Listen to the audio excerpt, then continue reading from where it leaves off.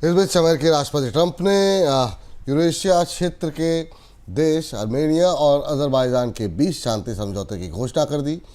माना जा रहा है कि इस डील से सेंट्रल एशिया में अमेरिका की दखल बढ़ सकती है और रूस का प्रभाव कम हो सकता है।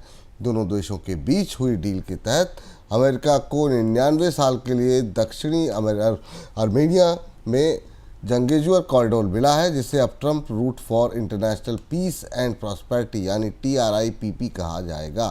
सर, ये क्या समझौते हैं और इसके साथ जो ट्रंप कॉरिडोर आ रहा है वो क्या है?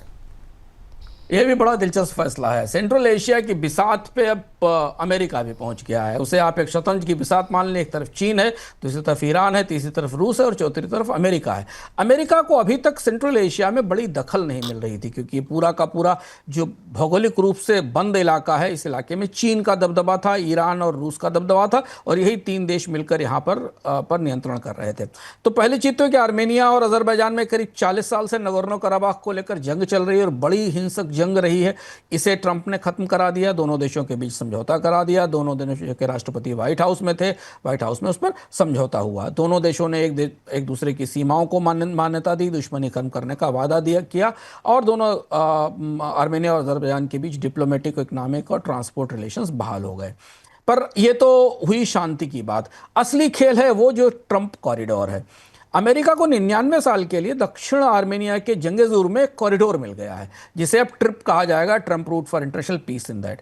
अमेरिका इस पूरे इलाके को, इस बड़े विशाल इलाके को एक कंसोर्टियम, कंपनियों के कंसोर्टियम को लीज पर देने जा रहा है, जो यूरोप और अमेरिका की कंपनियां होंगी, जो यहां रेलवे में निवेश करेंगी, तेल गैस की पाइपलाइन बिछाएंगी और फाइबर ऑप्टिक्स डालेंगी। यह कॉरिडोर दरअसल अमेरिका की रणनीति यह है कि सेंट्रल एशिया को ईरान और रूस से अलग एक रास्ता बनाकर टर्की तक जोड़ा जा सके, जिससे कि सेंट्रल एशिया के खनिजों को ईरान और रूस की बाधा के बगैर टर्की के रास्ते यूरोप और अमेरिका पहुंचाया जा सके।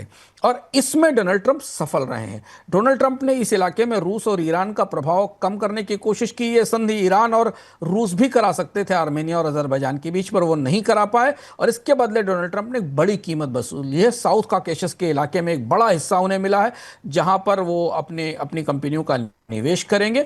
और जो यूरेशियन रूट है, जिस रूट में 3-4 बड़ी महाशक्तियां काम कर रही हैं, ईरान, रशिया और चाइना, वहां अब अमेरिका भी मौजूद होगा। इसका ये डोनाल्ड ट्रंप की बड़ी जीत है और यही वजह थी कि आज कल शाम को ईरान ने साउथ कॉकेशस कॉरिडोर का विरोध किया।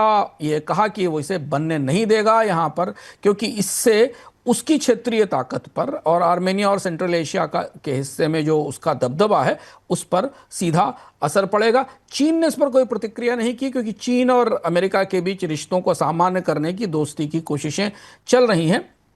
लेकिन चीन के लिए भी ये अमेरिका का सेंट्रल एशिया में पहुंचना और ये कॉकेशस रीजन में निवेश होना थोड़ा चुनौती बनेगा, क्योंकि सेंट्रल एशिया के एक बहुत बड़े हिस्से में चीन ने काफ़ी निवेश कर रखा है, अपना इंफ्रास्ट्रक्चर वहां बना रखा और भी जो उसका बेल्ट एंड रोड इनिशिएटिव है, उसका एक बड़ा हिस्सा सेंट्रल एशिया में उसमें सेंट्रल एशिया के देश उसमें शामिल हैं। तो ये बड़ा घटनाक्रम है मध्य एशिया की दृष्टि से, जिसमें डोनाल्ड ट्रंप ने एक बड़ा हिस्सा हासिल किया है।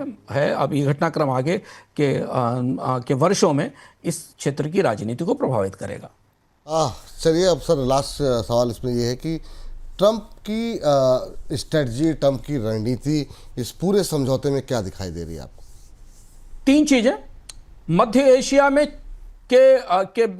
रूस की सीमा सीमित कर दी जाए, ईरान को सीमित कर दिया जाए, चीन से सीधे टकराव ना लिया जाए और उस हिस्से में अमेरिकी कंपनियों को पहुंचा दिया जाए।